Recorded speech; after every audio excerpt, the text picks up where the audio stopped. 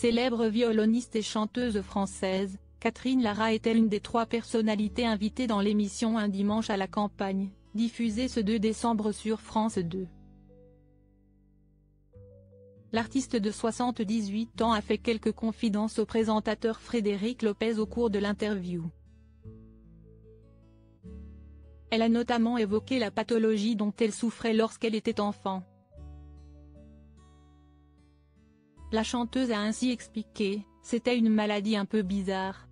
J'ai eu une paralysie infantile. C'était très, très douloureux. J'ai encore des souvenirs de ponction lombaire, de plein de choses difficiles. » Apportant un peu plus de précision, elle a ajouté: « Entre 3 et 4 ans, je ne marche pas, on ne peut pas m'attraper parce que ça me fait souffrir. Je ne suis pas loin de la mort. Cette affection semble avoir disparu sans crier gare. » Catherine Lara a en effet raconté ensuite: « Une nuit, mes parents sont réveillés par le son des cloches. Il n'y avait absolument pas de cloche autour de chez nous, mais ils en entendent tous les deux. Avec une espèce de son qui rayonnait autour d'eux. Et le lendemain matin, j'étais guérie, c'était fini. » Des souvenirs peu plaisants pour l'interprète de la Roqueuse de Diamant. Supérieur à Catherine Lara, Frédéric Lopez, Clémence Castel. Ces coming out qui nous ont ému. Une artiste attentive à sa santé. La chanteuse Catherine Lara a souffert d'un pneumothorax, il y a quelques années. « J'ai eu une grave opération des poumons. Un pneumothorax, pour tout vous dire.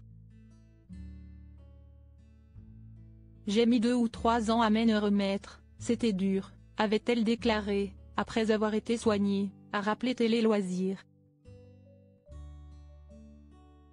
Attentive à sa santé, elle avait affirmé à Monaco Matin, en août dernier, qu'elle adore manger, tout en faisant très attention. Elle a ajouté: « Je bois très peu d'alcool.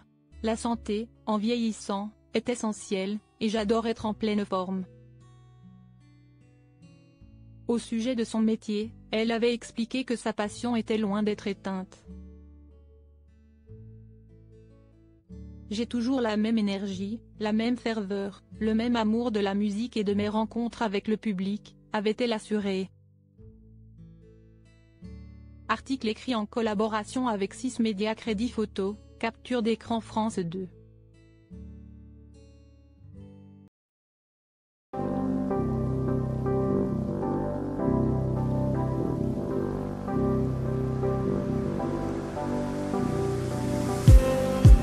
Just need